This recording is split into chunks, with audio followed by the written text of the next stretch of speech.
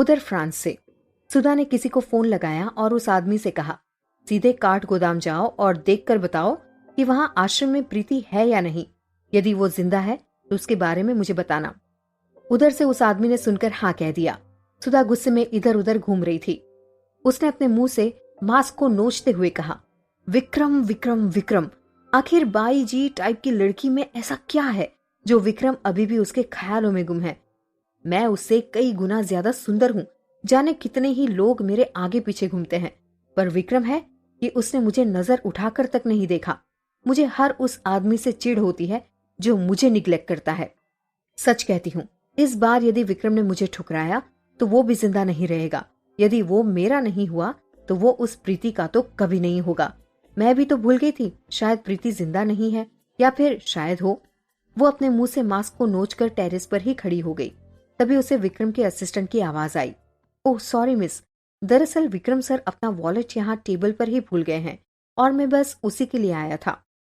सुधा ने अपने चेहरे को दूसरी तरफ किए हुए ही कहा, हाँ ले जाओ, मैं बस किसी से वो भिजवाने ही वाली थी। उसने गहरी सांस ली और असिस्टेंट वॉलेट लेकर वहां से चला गया। उसने पलटकर देखा, तब तक असिस्टेंट जा चुका था। उसने फिर गहरी सांस लेकर अपने आप से कहा, अच्छा हुआ उस असिस्टेंट ने इस मास्क को निकालते मुझे नहीं देखा। फिर वो भी विक्रम के जाने के बाद उस होटल से चली गई। उधर विक्रम कार में बैठा हुआ सोच रहा था, एक ही शक्ल के दो लोग कैसे हो सकते हैं। वो देखने में तो प्रीति की तरह ही लग रही थी, पर उसकी बातों से उसको देखना कुछ अजीब तरह से क्यों लग रहा था। क्यों ऐसा लग रहा था जैसे वो मुझे काफी समय से जानती है, या फिर मैं उसे जानता हूं। असिस्टेंट वहां आया और विक्रम का वॉलेट देते हुए बोला, सर ये आपका वॉलेट। विक्रम ने वॉलेट को लिया और उस वॉलेट को खोलकर उसमें लगी हुई प्रीति की तस्वीर को देखने लगा। कार चलने लगी थी। कुछ देर फोटो देखने के बाद विक्रम ने प्रीति की तस्वीर को चूमते हुए कहा, बहुत जल्द हमारी मुलाकात होगी। तुम जानती हो, आज मैं किसी और से मिला जो बिल्कुल तुम्हारे जैसी दिख रही थी, पर वो तुम नहीं थी। इतना तो मुझे पता है, पर अभी भी दिमाग में यही है कि ऐसा कैसे हो सकता है। तुम्हें बताऊंगा तो तुम भी सुनकर आश्चर्यचकित हो जाओगी। उधर असिस्टेंट ने विक्रम को प्रीति की तस्वीर को चूमते देखा तो वो भी हल्के से मुस्कुरा दिया। उसने भी अपने मन में कहा, विक्रम सर अपनी वाइफ को कितना प्यार करते हैं। एक भी दिन, एक भी पल ऐसा नहीं गया जब उन्होंने उन्हें याद ना किया हो। वाकई प्यार तो किस्मत वालों को होता है और किस्मत से ही मिलता है। और वो भी हल्के से मुस्कुरा दिया और बाहर देखने लगा। उधर काठ गोदाम में जब से विक्रम का फोन आया था, प्रीति की मुस्कुराहट जाने का नाम नहीं ले रही थी। वो मुस्कुराते हुए कभी फोन को देखती तो कभी खिड़की के बाहर उजले से पहाड़ों को। आज उसे सारी चीजें बहुत खूबसूरत लग रही थी। तभी चंदन ने दरवाजा खटखटाया। प्रीति ने चंदन को अंदर आने को कहा। अंदर आकर चंदन ने टेबल पर चाय रखी तो प्रीति उसे मुस्कुराकर बोली, चंदन ये वाली चाय ले जाओ, और तुम्हें पता है ना, मुझे वो मसाला चाय बहुत पसंद है, वही जो विक्रम जी को भी बहुत पसंद है, वो मेरे लिए ले आओ। चंदन ने प्रीति के चेहरे को देखा जो मुस्कुराता हुआ एकदम चमकीला लग रहा था। चंदन भी मुस्कुराते हुए बोला, प्रीति दीदी, अभी तक तो मैं आपकी टेबल पर यही वाली चाय रखता था और आप उसी को पीती थी, पर इतने दिनों में आपने पहली बार मुझसे मसाला चाय मंगवाई है।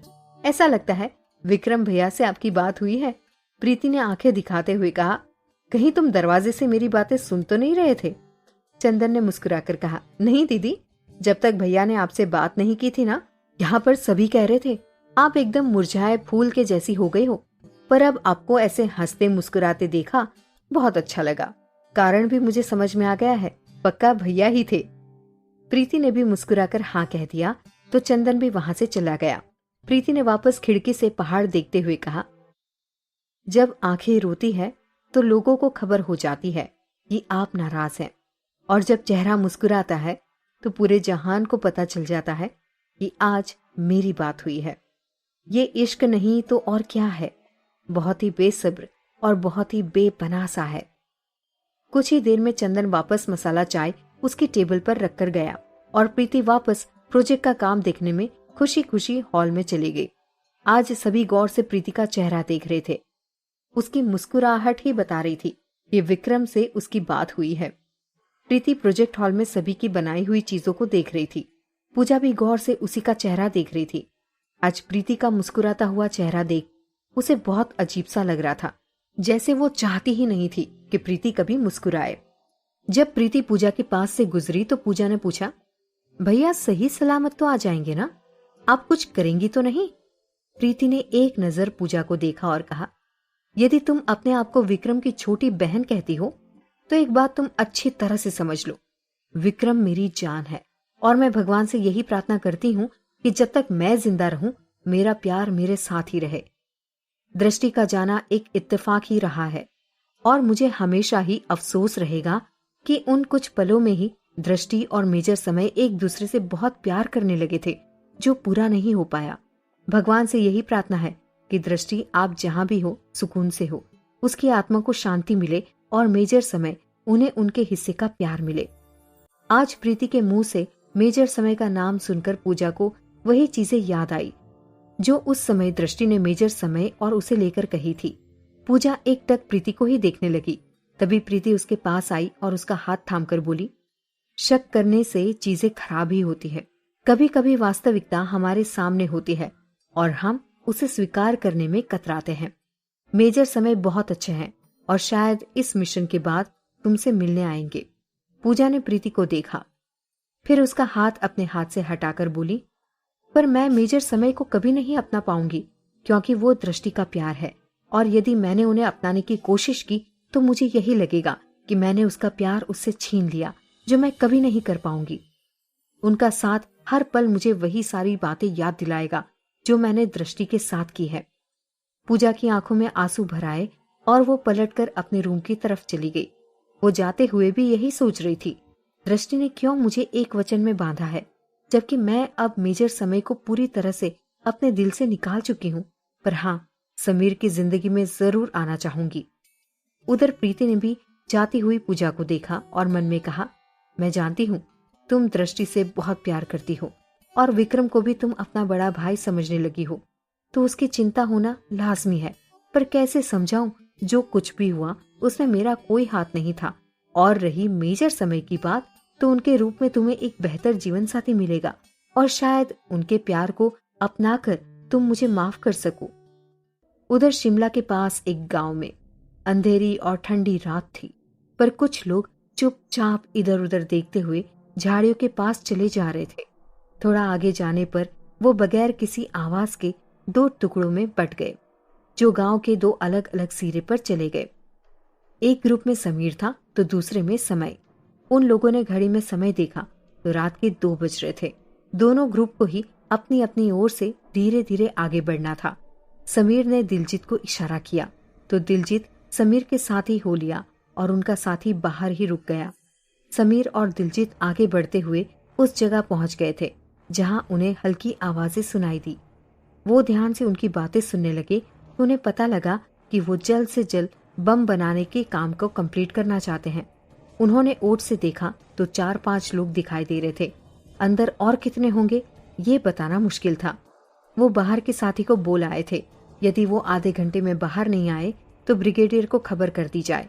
उधर मेजर समय भी नमन के साथ खंदक में लगभग उसी जगह पहुंच गए थे जिस जगह समीर दिलजीत के साथ पहुंचा था। मेजर समय ने भी झांक कर देखा तो 4 लोग अंदर बम बनाने में लगे हुए थे।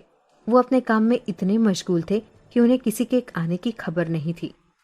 अंदर तो वो लोग आ ही चुके थे और अब यहाँ से जीते बगैर जाना बहुत मुश्किल था। तभी मेजर समय का ध्यान एक आदमी पर पड़ा जो हाथों में बंदूक लिए उन चारों को काम करते हुए बारीकी से देख रहा था। समय समझ गया था कि उन चारों से जानबूझकर काम कराया जा रहा है। उधर समीर जिस तरफ था उस तरफ की ओर से बंदूक पकड़े 3-4 लोग दिखाई दे रहे थे। तभी उनमें से एक समीर की तरफ आने लगा तो समीर ने दिलजीत को इशारा किया और दोनों ही झाड़ी के पीछे हो लिए।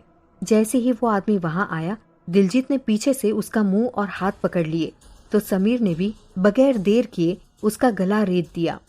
उन्होंने उसे किनारे पटका जिससे हल्की सी आवाज हुई। उसका साथी उसे देखने के लिए आवाज लगाता हुआ उस साइड आया तो समीर और दिलजीत ने उसी तरीके से दूसरे को भी ढेर कर दिया। अंदर के हालात पता नहीं थे, इसीलिए जल्दी ही दोनों को झाड़ी के पीछे छुपा दिया। उधर समय भी धीरे धीरे आगे बढ़ते हुए एक एक करके उन लोगों को मारते हुए आगे बढ़ रहा था। अभी तक किसी को भी एक दूसरे के बारे में पता नहीं चल पाया था। इधर समय और उधर समीर ने अपने हाथ की बनी हुई घड़ी में समय देखा तो मात्र 5 मिनट बचे थे। अब उन्हें जल्दी अपना मिशन कंप्लीट करना था, क्योंकि उसे ये किसी भी हालत में अधूरा नहीं छोड़ सकते थे। दोनों तरफ से समय और समीर दोनों ही आगे बढ़ गए थे और वो एक रूम में आ गए थे। वहां उन्होंने देखा 2 लोग अभी भी हैं, बाकी के लोग शायद मर चुके थे। उन 2 लोगों को शक हो गया था, इसलिए उनमें से एक वहां बम बनाने वाले एक आदमी को अपनी बंदूक का निशाना बनाए हुए खड़ा हो गया। वो आदमी मिन्नत कर रहा था।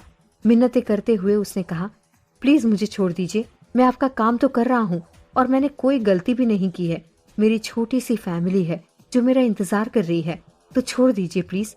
मैं आपके किसी भी काम को मना नहीं करूंगा और सच कहता हूँ, जल्दी जल्दी हाथ चलाकर ये काम आपको समय पर करके दे दूंगा। जिसने बंदूक रखी थी वो आदमी अपने साथी से बोला, ठीक है के जाकर देख कर आओ, बाकी के लोगों की आवाज क्यों नहीं आ रही है? मुझे यहाँ कुछ खटक रहा है।